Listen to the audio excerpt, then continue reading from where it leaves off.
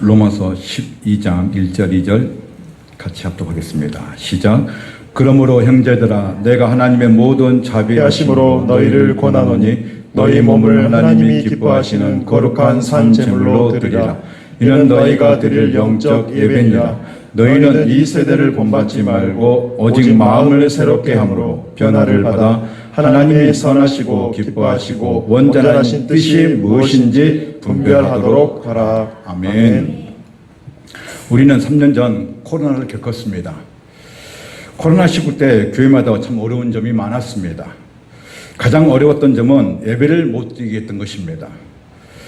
드리더라도 5명으로 제한을 하거나 교인의 10%만 드리라고 정부 지침이 있었습니다. 저는 전에 은성교를 섬기는 담임 목사로서 주일 예배만큼은 저는 정부나 목포시 지침을 따를 수 없었습니다. 구약에서 하나님께서 약속하신 절기를 지키지 않는데 마음대로 했던 것이 있었습니다. 그때가 솔로몬의 이후에 여로보암 시대 때입니다.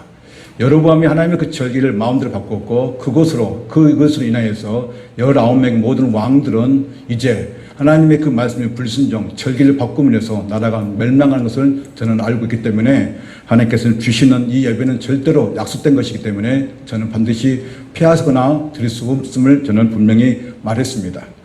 코로나가 엄청나게 심할 때 뒷계에 한 게임방에서 코로나가 터졌습니다.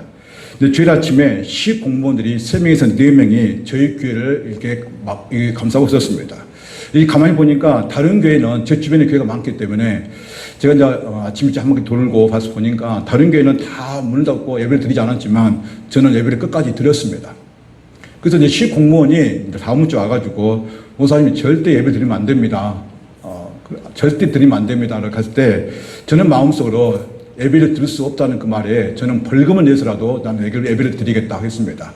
그래서 다시 와가지고 예배를 드리지 못하도록 막겠다 하는 때에 제가 좋다 그러면 하나님께 기도를 했습니다. 하나님, 예배를 지금 못 드리게 하는데 어떻게 했으면 좋겠습니까? 그래서 우리 주일 예배가 몇 시입니까?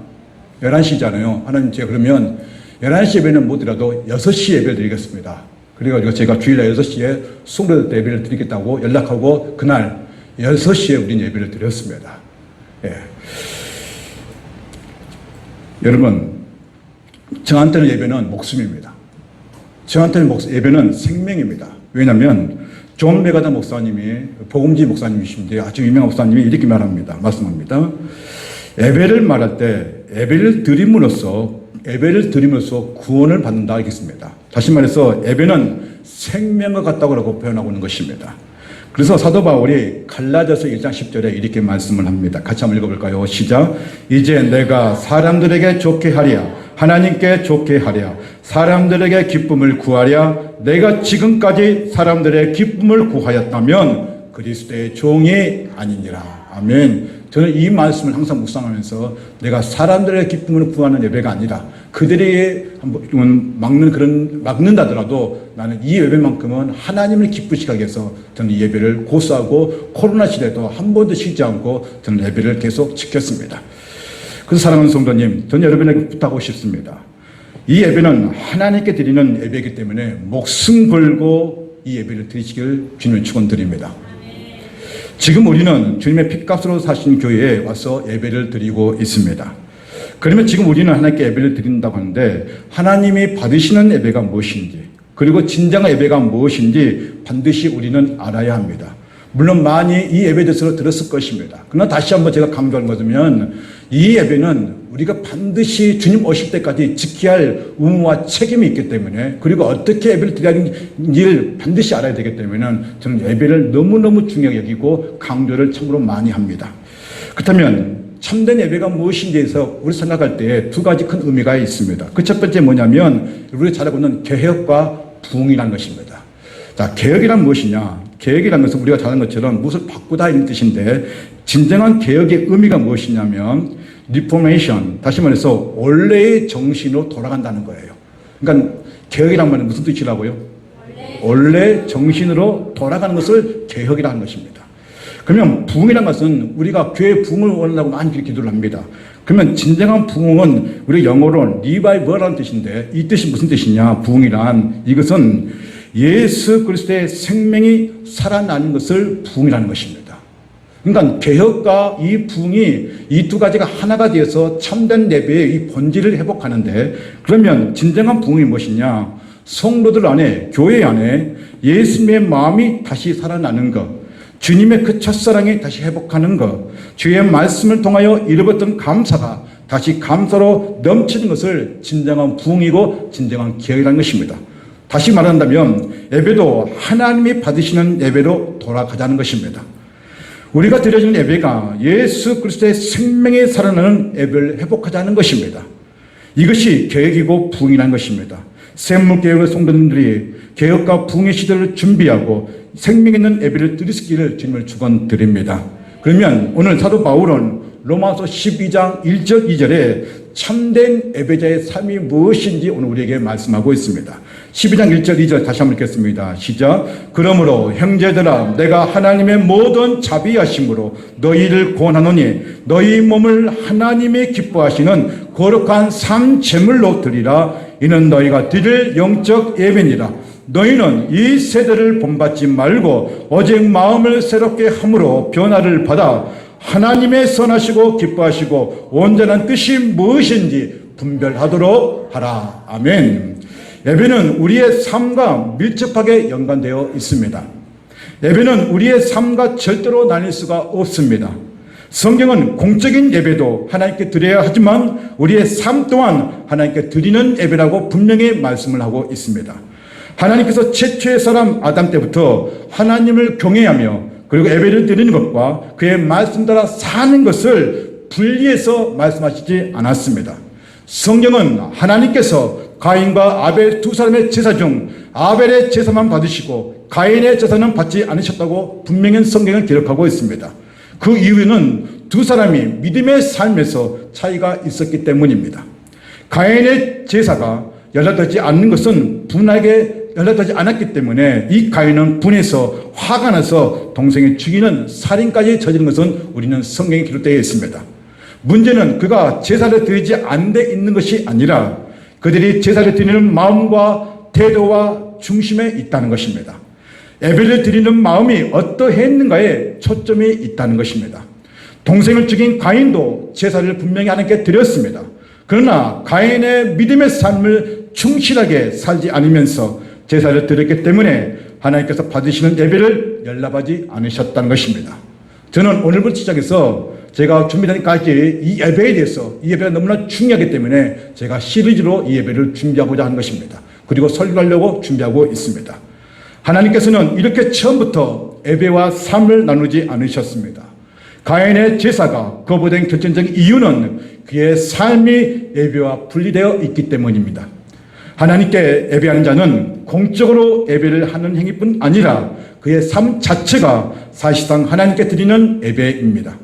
그래서 하나님께서도 우리가 선을 행하지 않으면서, 다시 말해서 믿음의 삶을 살지 않으면서, 거룩한 삶을 살지 않으면서 자기 멋대로 살면서 모양만 그럴듯하게 드리는 예배를 하나님은 기쁘시게 여기지 않는다는 것입니다.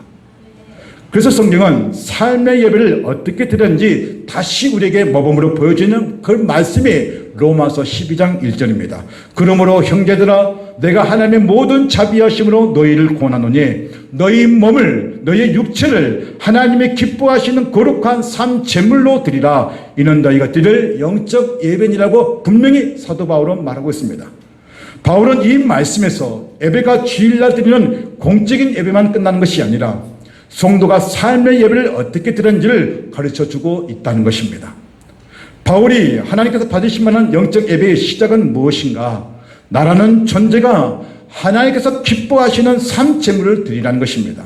그러면 우리가 어떤 삶을 살 때 살아있는 제물로 하나님 받으신다는 것입니까? 두 가지입니다. 첫 번째 무엇이십니까? 이 세대를 본받지 말라는 것이고, 또 하나는 하나님의 뜻을 분별하는 삶을 살라고 말씀하고 있는 것입니다. 우리의 신앙생활은 영적인 생활이 있고 세상적인 생활이 따로 있는 것은 아닙니다. 영적인 사람들도 세상 사람들 같이 똑같이 육체를 가지고 있고 세상 속에서 세상의 일을 해가고 있습니다. 하나님은 우리에게 가정이나 직장이나 교회 등 삶의 영역을 주셨습니다. 이 삶의 터전에서 우리는 해야 할 일이 있고 지켜야 할 것이 분명히 있습니다. 그러나 우리가 할 것과 지켜야 할 것을 이 영적 싸움을 우리는 날마다 하고 있다는 것입니다. 이 영역에서 믿음의 훈련, 신앙의 훈련도 이루어지고 사단으로부터 공격과 시험을 받고 있고 사람으로부터 우리는 공격을 받거나 방해를 받고 있다는 것입니다. 이런 영적 전쟁 속에서 우리는 계속 살아가고 있습니다. 바울이 이 세대를 본받지 말라는 것은 이 세대가 그만큼 악하다는 것입니다. 하나님의 말씀과 전혀 상관없이 정신적으로 육적으로 온전하지 못한 본받을 수 없는 그런 세대라고 성경은 분명히 말씀을 하고 있습니다. 그러므로 사단은 하나님의 뜻이 무엇인지를 분별하지 못하도록 계속적으로 이 예배를 방해하고 우리의 삶을 방해하고 유혹하고 미혹하고 우리를 넘어뜨리는 일을 계속하고 있다는 것입니다. 자동차나 비행기에서 가장 중요한 요소 중에 하나가 뭐냐면 엔진입니다. 성도에서 가장 중요한 것이 있다면 그게 뭐냐면 예배입니다. 우리는 다시 예배란 무엇인가 해서 성경을 답을 찾고 성도는 하나님께 어떤 예배자로 살 때 하나님 받으신가를 우리는 분명히 알아야 한다는 것입니다. 그러면 예배란 무엇인가입니다. 예배란 무엇인가? 예배를 간단히 정리한다면 예배는 최상의 존재이신 하나님을 공경하고 경배하는 것입니다. 다시 한번 강조합니다. 예배가 무엇이라고요? 세상의 존재이신 하나님을 공경하고 경배하는 것. 예, 공경하고 경배하는 것이 한마디로 말한다면 경외입니다. 여러분, 경외란 그 오늘 뜻이 뭐라겠습니까? 두려움이라는 것이죠. 두려움. 그러니까 하나님을 두려워하는 마음이 저와 여러분에게 있어야 된다는 것입니다. 그러면 먼저 예배에 대해서 헬라어로 보면 프로스코네오라는 뜻이 있습니다. 이것이 무엇이 뜻이냐? 입 맞추려고 나아가다, 손에 입 맞추다 또는 엎드리다는 뜻입니다. 다시 말해서 프로스코네는 한마디로 말하면 이 예배를 겸손한 자세로 이 예배를 드리라는 것입니다. 또 하나는 뜻이 있는데 라티우디오라는 뜻이 있습니다. 이것은 무엇이냐면 공경과 경의를 표할 때 쓰는 단어입니다. 그러니까 이 두 단어 프로스코네와 라티우디오라는 이 두 단어가 하나로 딱 의미를 준다면 이 뜻입니다. 따라하십시오. 드림. 하나님께 드린다는 거예요. 우리는 주일날 예배를 보러 온 것이 아닙니다. 뭡니까? 그렇죠. 하나님께 드리러 가는 겁니다. 특별히 우리 주일학교나 우리 중고등 학생들 할 때 항상 가르쳤던 뭐냐면 우리는 예배를 보러 간 것이 아니라 뭘 한다고요? 예배를 드리러 간다고 반드시 강조를 해야 하는 것입니다. 오늘날 현대인들은 하나님은 우리에게 무엇을 주셔야 한다는 것에 생각을 많이 합니다. 그러니까 자꾸 받는 것에 우리는 익숙합니다. 그러나 참된 예배의 본질은 인간이 최상의 존재이신 하나님께 영광을 받으시도록 우리는 드리는 준비를 해야 한다는 것입니다. 그러면 우리는 무엇을 하나님께 드려야 됩니까? 그것은 첫 번째, 우리 자신의 전 인격을 하나님께 드리는 것입니다. 우리의 지정의가 인격 아니겠습니까? 그것을 하나님께 드린다는 것입니다. 그러니까 이 지정의를 하나님께 드리는 것은 공적인 예배만 드리는 것이 아니라 우리의 삶 가운데서도 우리는 하나님께 드려야 한다는 것입니다. 두 번째는 뭡니까? 우리의 태도를 드리는 것입니다. 세 번째 뭡니까? 우리의 소유물을 하나님께 드리는 것입니다. 이것이 삶의 예배로 이어져야 한다는 것입니다. 그러면 구약성에서 나오는 예배에 대해서 우리는 너무나 많은 말씀이 나와 있습니다. 그 중에 예수님께서는 마가복음 12장 29절 30절에서 그 말씀을 인용하는데 그 말씀이 신명기 6장 4절 5절 말씀을 인용하고 있습니다. 먼저 마가복음 12장 29절 30절 같이 한번 읽겠습니다. 시작. 예수께서 대답하시되 첫째는 이것이니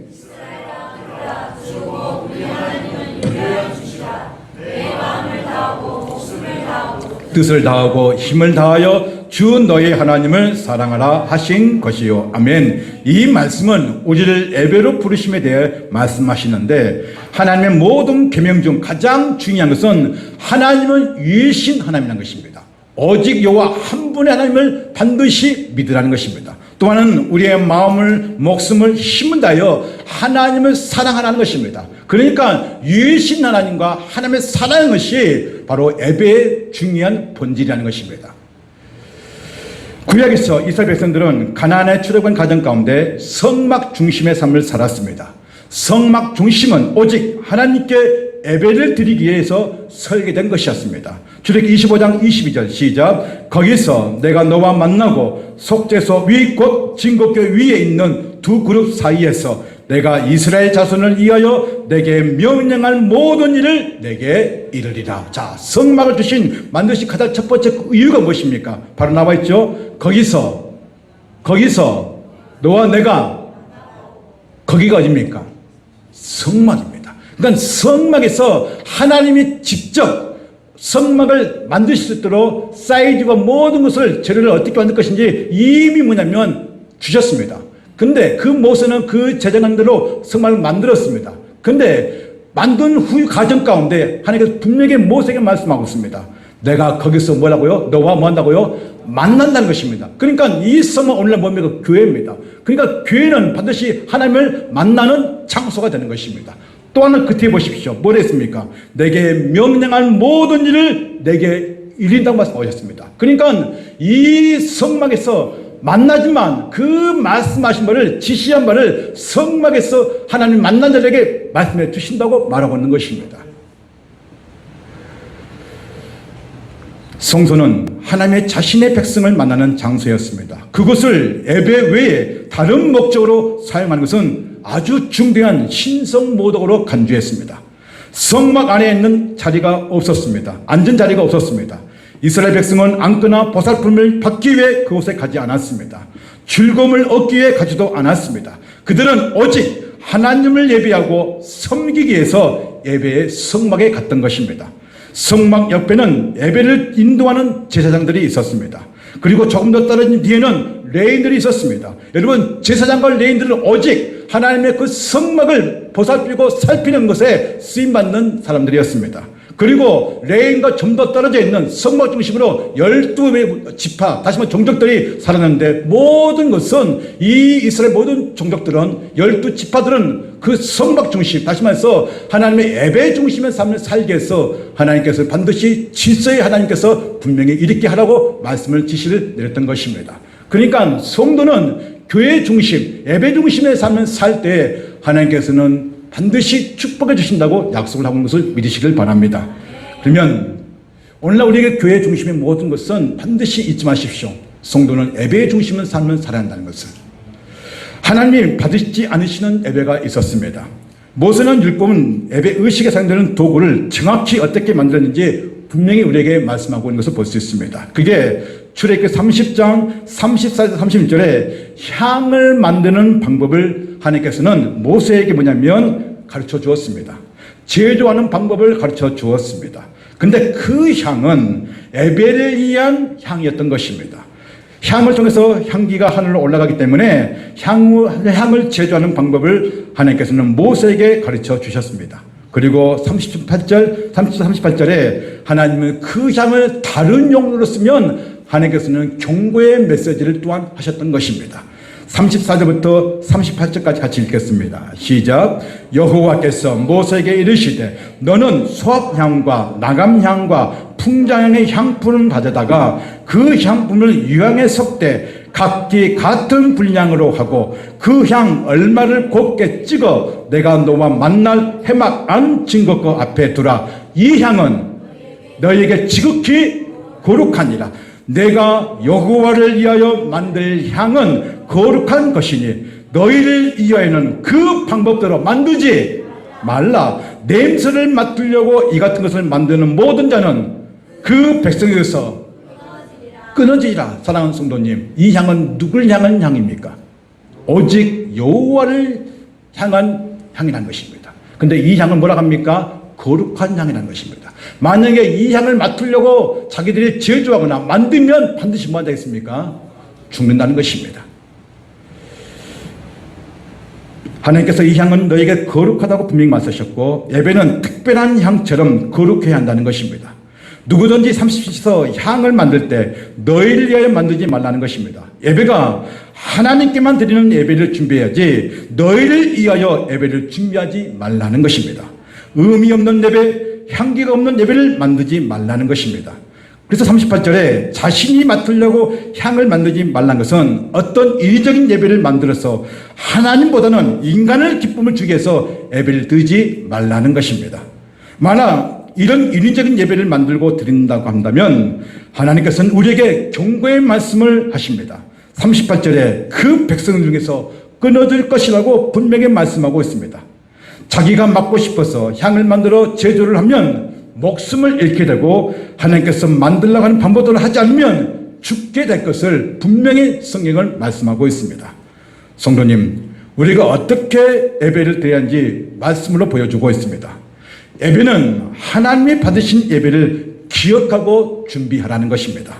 인간에게만 기쁨을 주고 보여주기식 예배는 절대로 하지 말라는 것입니다. 의미 없는 예배를 절대로 준비하지 말라는 것입니다. 드리지 말라는 것입니다. 그래서 주일이기 때문에 마지못해서 어쩔 수 없이 부모님이 가라고 해서 갈 데가 없어서 그런 식의 마음의 태도를 예배를 준비하지 말라는 것입니다. 구약에서 예배가 잘못됐을 때 죽임을 당한 그 인물이 있었습니다. 실제로 레위기 10장에 보면 아론의 두 아들 나답과 아비후는 잘못된 예배를 드림으로써 그들은 죽음을 당한 것을 볼 수 있습니다. 레위기 10장 1절 2절 시작. 아론의 아들 나답과 아비후가 각기 향료를 가져다가 여호와께서 명령하시지 아니하신 다른 불을 담아 여호와 앞에 분향하였더니 불이 여호와 앞에서 나와 그들을 삼킴에 그들이 여호와 앞에서 죽은지라. 나답과 아비후가 향로를 가지고 성막 안에 들어갈 때 하나님이 명령하신 불이 아닌 다른 불을 담아서 분향을 하다가 그 자리에서 불이 나서 두 아들을 삼키는 그리고 죽임을 당하는 말씀입니다. 하나님께서는 두 아들을 잃어버렸고 슬퍼하고 있는 아론에게 하나님께서 이렇게 말씀하십니다. 8절 9절 10절 시작. 여호와께서 아론에게 말씀하여 이르시되 너와 내 자손들이 회막에 들어갈 때에는 포도주나 독주를 마시지 말라. 그리하여 너희 죽음을 면하라. 이는 너희 대대로 지킬 영원한 규례라. 그리하여야 너희가 거룩하고 속된 것을 분별하며 부정하고 정한 것을 분별하고. 아멘. 성경은 우리에게 두 아들이 어떻게 입었는지를 정확하게 말하고 있지 않지만 하나님이 정하시지 않는 공연되지 않는 불을 성했거나 또 하나는 포도주나 독주를 마신 뒤에 향을 피우러 갔다가 죽임을 당하지 않았을까 하는 생각을 하게 됩니다. 어떤 경우이든 그들은 예배를 인도하는 제사장으로서 명령대로 하지 않았다는 것입니다. 올바른 예배에 관한 하나님의 계시와 무관하게 행하고 있다는 것을 보게 됩니다. 이 하나님은 두 사람은 즉시 죽음을 이르게 했던 것입니다. 향이 거룩하기 위해서는 우리의 삶을 그 향처럼 거룩하고 하나님이 받으실 만한 향기로운 예배를 우리의 삶 가운데서 반드시 드러내야 한다는 것입니다.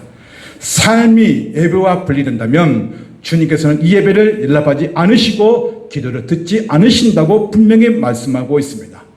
이런 심각하고 진지하게 생각할 중대한 문제가 우리는 어떤 예배를 드리고 있는지를 분명히 깨닫고 창세기부터 요한계시록까지 계속적으로 반복되는 모든 예배는 하나님이 기뻐하시는 예배의 삶을 살고 준비되고 마음과 태도와 그런 모든 자세를 가지고 하나님께 온전한 예배를 드릴 준비를 하고 이 예배에 참여하는 것입니다. 오늘 우리 크게는 대한민국이라는 나라와 작게는 지금 내가 일하고 있는 직장이나 일터나 그리고 가정에서 주일날 예배를 드리는 예배자로서 모습과 밖에서 살아가는 삶의 예배가 나뉘고 분리됐기 때문에 우리는 크게 영향력을 미치지 못하고 있는 것입니다. 만약 우리가 공적인 예배와 삶의 예배가 하나가 되어서 우리가 지금 일하고 있는 그 일터나 그리고 우리의 가정이나 모두에서 가서 내가 그리스도의 향기를 오늘 향기처럼 그 거룩한 향기를 드러냈다면 오늘 이 시대는 이렇게 변하지 않았을 것입니다. 그러나 우리는 늦지 않았습니다. 우리는 다시 골든타임을 놓지 않았기 때문에 끝까지 오늘 이 예배 가운데 하나님 우리가 어떤 예배를 드는지 어떤 향기를 우리가 준비해야 되는지를 안다면 우리 다시 한번 하나님 앞에 어떤 예배를 삶에 살 것인지를 인식하시고 이 예배를 준비를 하기를 주는 축원드립니다. 우리가 하나님 앞에서 조심해야 할 예배의 자세 중 하나는 자기 위안을 삼는 예배를 조심하라는 것입니다. 자기 위안을 삼는 예배를 조심하라는 것입니다. 그게 구약의 선지자 아모스 선지자가 오늘 우리에게 예배에 대해서 다시 한번 우리에게 말씀하고 있습니다. 아모스 5장 21절 22절 23절 시작. 내가 너희 절기들을 미워하여 멸시하며 너희 성회들을 기뻐하지 아니하나니 너희가 내게 번제나 소제를 드릴지라도 내가 받지 아니할 것이요 너희의 살진 희생의 한목제도 내가 돌아보지 아니하리라. 내 노랫소리를 내 앞에서 그칠지어다. 내 비파 소리도 내가 듣지 아니하리라. 하나님께서는 백성들이 드리는 예배를 기뻐하지 않고 번제와 소제와 제사 행위를 받지 않고 하나님과 관계를 회복하는 한목제도 받지 않겠다고 말씀하고 있습니다. 더더구나 비파 소리는 찬양의 소리도 내가 하나님께 듣지 않겠다고 말씀하고 있습니다. 왜 받지 않으신다 합니까? 그게 바로 24절입니다. 24절에 오직 정의를 물같이 공의를 마르지 않는 강같이 흐리게 할지어다. 이스라엘 백성들이 살아가는 삶의 예배에서 정의와 공의가 없다는 거예요. 이 백성들은 종교적 행위는 제사에 열심히 있었으나 삶은 죄악으로 그리고 죄악의 우상숭배로 가득 차 있기 때문에 하나님과 전혀 상관없는 삶을 살고 있기 때문에 하나님께서는 이 예배를 받지 않으신다고 분명히 말씀을 하고 있습니다. 여러분 우리가 다시 한번 생각할 때에 하나님께서 우리가 준비하는 이 공적 예배와 우리 삶의 예배를 그럼 우리는 어떻게 드려야 되는가입니다. 첫 번째, 분명히 성경 우리에게 말씀하고 있는데 세 가지를 우리에게 공적 예배와 삶의 예배에 대해서 그것이 무엇을 의미하는지를 다시 한번 말씀하고 있습니다. 첫 번째입니다. 같은 성도를 세심하게 대하라는 것입니다. 그러니까 우리 같은 우리 성도들끼리 어떻게 대하라고요? 세심하게 돌보라는 것입니다. 이게 여러분 예배 중에 거룩한 예배 중에 하나입니다. 자 보십시오. 로마서 14장 13절 18절 시작. 그런즉 우리가 다시는 서로 비판하지 말고 도리어 부딪힐 것이나 거칠 것을 형제 앞에 두지 아니하도록 주의하라. 이로써 그리스도를 섬기는 자는 하나님을 기쁘시게 하며 사람에게도 칭찬을 받는지라 했습니다. 자 보세요. 13절 뭐라 합니까? 우리가 다시는 서로 뭐하지 말아라? 비판하지 말고 부딪힐 것이나 거칠 것을 형제 앞에 두지 말라는 것은 거친 말이나 그리고 쌍스러운 그런 것들을 이 형제들에게 교회 안에 행하지 말라는 것입니다. 그러니까 그걸에서 상처를 받기 때문에 이런 말들을 하지 말라는 것입니다. 근데 그 뒤에 뭐라 나옵니까? 그리스도를 섬기는 자가 누굽니까? 추종자, 예수 그리스도를 따르는 그 추종자 그리스도인들이 이게 하나님을 기쁘시게 하는데 그 기쁘시게 하는 건 뭐냐면 성도를 아파하게 하지 말고 상처를 주지 말고 그리고 뭐냐면 비판하지 말라고 분명히 말씀하고 있다는 것입니다. 이게 하나님 받으실 만한 예배의 첫 번째라고 말씀하고 있는 거예요. 사랑하는 성도님, 우리는 오랫동안 신앙생활하면서 사람 때문에 성도 때문에 우리는 상처받고 그리고 떠난 사람들이 얼마나 많습니까? 다 이유가 무엇이었습니까? 여러분 상처 안 받았습니까? 저만 받았나요? 여러분 다 원인이 말입니다. 그 말로 인해서 그 오해로 인해서 다 뭐 했었습니까? 상처를 받고 떠난 사람이 너무 많다는 거예요. 그래서 바울이 뭐라 합니까? 참된 예배자의 그 삶에 하나님 받으시면 예배 중에 그 첫 번째 딱 꽂았는데 그게 뭐냐면 거친 말, 비판의 말을 서로 하지 말라는 것입니다. 그러니까 서로 위안을 주는데 그럼 어떤 위안을 주느냐? 사랑하는 성도님, 우리 주변에 아픈 성도가 있으면 전화 한 통 하는 것이 참된 예배자의 삶이라는 거예요. 그리고 성도 중에 기도할 제목이 있으면 그 속으로 안 했으면 끝난 것이 아니라 어떻습니까? 서로 다 알고 함께 기도해 준 것이 참된 예배자의 삶이라는 거예요. 그래서 우리는 어떻습니까? 우리 중보대 팀들이 카톡 연결되어 있잖아요. 그래서 기도 좀 올리면 어떻습니까? 기도합니다. 기도하고 있습니다. 기도하고 다 뭐 어떻습니까? 그리고 카톡 우리는 올리고서 함께 하나고 있지 않습니까? 이게 하나님 받으실 만한 예배자의 준비라는 것입니다. 두 번째입니다. 하나님께서 받으실 만한 공적 예배와 삶이 무엇이냐? 두 번째는 태신자에게 복음을 전하는 것도 하나님이 받으실 만한 예배라는 것입니다. 같이 읽겠습니다. 로마서 15장 16절입니다. 시작. 이 은혜는 곧 나로 이방인을 위하여 그리스도 예수의 일꾼이 되어 하나님의 복음의 제사장 직분을 하게 하사 이방인을 제물로 드리는 것이 성령 안에서 거룩하게 되어 받으실 만하게 하려 하심이라 했습니다. 그래서 받으실 만한 뭘 받으신다는 거예요? 이방인을 예수 믿지 않는 자를 예수 믿게 하는 것이 하나님이 받으실 만한 뭐라고요? 영적 예배라는 거예요. 그러니까 전도, 다시 말해서 태신자 우리 지금 계속 전도하려고 하려고 준비하고 있는데 한 영혼이 그 이방인이 불신자가 예수 믿고 작전하고 왔을 때에 그 불신자가 예수 믿고 난 후에 성숙한 자가 됐을 때에 그 모습을 통해서 하나님이 그걸 통해서 뭐요? 거룩한 산 예배를 드리는 것을 기뻐하신다는 것을 믿으시길 바랍니다. 하나님은 전도도 하나님이 받으실 만한 예배라는 것입니다. 세 번째입니다. 하나님께서 받으실 만한 공적 예배가 무엇이냐? 세 번째는 구제입니다. 자, 빌립보 4장 18절 시작. 내게는 모든 것이 있고 또 풍부한지라 에바브로도 편에 너희가 준 것을 받음으로 내가 풍족하니 이는 받으신 만한 향기로운 제물이요 하나님을 기쁘시게 하는 것이라. 바울은 빌립보인들에게 물질적으로 자신의 사역을 도와준 것에 대해서 고마움을 표합니다. 이때 받으실 만한 향기로운 제물이라는 것은 그게 무엇이냐? 바로 구제였던 것입니다. 바울이 전도를 할 때 구제를 받았던 것처럼, 그리고 예루살렘 교회가 기근 때문에 어려움 당했을 때 바울이 그 구제를 걷어가지고 예루살렘 도와줬던 것처럼 구제는 하나님이 받으실 만한 뭐라고요? 예배라는 거예요. 그러니까 교회가 어려울 때, 성도가 어려울 때 함께 같이 협력하고 도는 것이 하나님 받으실 만한 뭐라고요? 예배라는 거예요. 예배.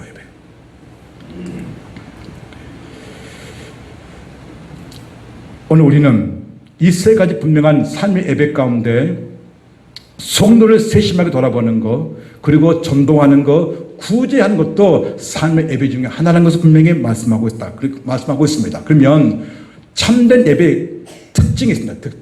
특징이 무엇이냐? 두 가지입니다. 첫 번째 뭐냐면 같이 한번 읽겠습니다. 시작. 삶에서 하나님을 의식하고 거룩함을 지키기 위해 세상과 싸우라. 가장 중요한 것은요, 삶에서 누구를 의식하라고요? 하나님을 의식하세요. 우리는 이 공적 예배는 하나님을 의식합니다. 그런데 예배 땡 하고 집에 돌아가면 그때부터 뭐예요? 하나님 어디 계세요? 그렇게 어떻게 하라고요? 예, 의식하라고요. 자, 보세요. 12장 1절.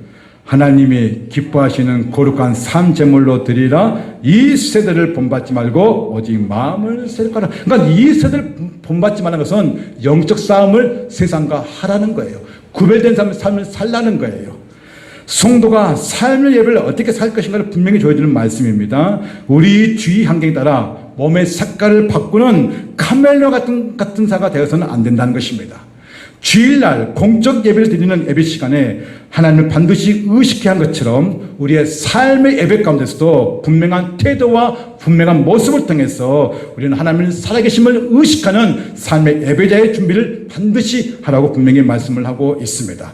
그래서 의식하고 그러면 거룩함을 지켜야 하는 분명한 의미는 무엇이냐? 그러면 무엇을 의식하느냐? 그것은 이 세대를 본받지 말라는 거예요. 그러면 여러분, 이 세대의 행위가 뭘까요? 왜 사도 바울은 이 세대를 본받지 말라 할까요? 그럼 여러분, 이 세대가 하는 행위가 뭐기 때문에 본받지 말라 하느냐? 우리는 말씀 보겠습니다. 로마서 13장 13절입니다. 같이 한번 읽겠습니다. 시작. 방탕하거나 술 취하지 말며 음란하거나 허색하지 말며 다투거나 시기하지 말고 오직 주 예수 그리스도의 옷 입고 정욕을 위하여 육신의 일을 도모하지 말라. 여러분, 여기서 오직 중이 아니라 주입니다. 주. 혹시 중이 올라가 있나요? 주입니다. 주. 제가 이게 치다 보니까 오타 나온 것 같습니다. 죄송합니다. 오직 주 예수 그리스도의 옷 입고 정욕을 위하여 뭐하지 말아라? 육신을 도모하지 말라. 자, 보세요. 이 세대가 하는 행위가 무엇입니까? 방탕이죠. 술 취하지요, 음란하지요, 허색하지요, 그 다음 말 다투지요, 시기하지요. 그런데 육신의 일을 쫓아가면서 하고 있다는 거예요. 이게 이 세대의 특징인데 이 세대에 하고 있는 일을 뭐예요? 본받지 말라고 분명히 말씀하고 있습니다. 교회 안에 허색, 교회 안에 음란한 짓, 이런 짓을 뭐예요? 하지 말라는 거예요. 그러면 교회 안에서 말이라 어디 있었어요? 세상에서도 이런 일을 하지 말라는 거예요. 왜냐하면 너희들은 그리스도인이고 그리스도의 추종자이기 때문에, 예수를 따르는 사람들이기 때문에, 내가 살아도 주를 위해, 내가 주를 위해 산 자이기 때문에 우리는 반드시 이 거룩한 삶을 살라고 말씀한 거예요. 그래서 우리는 향기, 거룩한 향기를 준비되어서 하나님 받으시만 예배를 살다가 이 거룩한 예배에 참여하는 거예요. 여러분, 이 세대를 본받지 않기를 주님을 축원드립니다. 거룩하기를 주님을 축원드립니다. 두 번째입니다. 하나님께서 받으시는 참된 예배 특징이 무엇이냐? 그것은 오직 삶의 기준은 말씀이라는 거예요. 뭐라고요? 오직 뭐라고요? 말씀이라는 말씀. 자, 보겠습니다. 2절 시작. 하나님의 선하시고 기뻐하시고 온전한 뜻이 무엇인지 분별하도록 하라. 습니다. 보세요. 하나님의 뜻이 무엇인지 분별하라고 했습니다. 그러면 여기서 분별은요, 헬라어로 따라서 합니다. 도키마죠. 자신을 살피다. 그 다음에 검사하다. 이 말이에요. 그러니까 분별하는 뭐냐면 자신을 살피는 거예요. 내가 죄악에 살고 있는지, 거룩한 삶에 살고 있는지, 바로 뭐 하라고요? 검사해보라는 검사. 누구를요? 예. 남편 말고, 다른 사람 말고, 누구를요? 나를 검사하는. 그걸 분별해, 분별. 마음으로 한편을 반 사람이 하나님 뜻을 분별할 수 있습니다. 바울은 정확하게 뜻이 무엇인지 분별하고 하는데, 하나님의 뜻을 분별할 수 있는 기준은 성경에 기록된 하나님의 말씀이 분별할 수 있게 하는 것입니다. 말씀에서 삶의 지혜와 지식을 얻게 되고 진리와 비진리, 옳고 그름을 분별할 수 있는 것은 딱 하나, 오직 뭐라고요? 말씀. 이 성경에 기록된 말씀, 이 말씀만이 우리의 삶의 기준이 되어야 한다는 거예요. 이것을 삶의 예배를 통해서 드러내라는 거예요. 딱 두 가지입니다. 말씀을 정리하겠습니다. 예배자의 삶을 하나님께 드리는데 딱 두 가지예요. 첫 번째 뭐라고요? 첫 번째가 의식하며 살아. 공적 예배뿐만 아니라 삶의 예배에서도 의식하며 살아라. 두 번째는요, 말씀의 기준을 닦고 살아라. 이 두 가지를 오늘 이 삶 가운데서 드러낼 때에 하나님은 이 삶의 예배를 받으시고 우리가 드리는 이 예배 가운데 공적 예배 드릴 때 하나님은 너무나 기뻐하실 줄로 믿습니다. 여러분, 삶이 힘들 줄 압니다. 지치고 피곤하고 힘들 줄 압니다. 그러나 다시 한번 우리가 힘을 내서 오늘 개혁과 부흥, 하나님의 생명이 있는 그 부흥이 이 교회에 일어나기를 원하고, 그리고 다시 원래대로 회복하기를 원하는 하나님이 이 샘물교회를 향하는 분명한 목적이 있다는 것입니다. 다시 이 교회에 개혁과 부흥이 일어나서 하나님이 받으시는 예배를 준비하는 거룩한 신자, 거룩한 샘물교회 되시기를 주님을 축원드립니다. 기도하겠습니다. 하나님.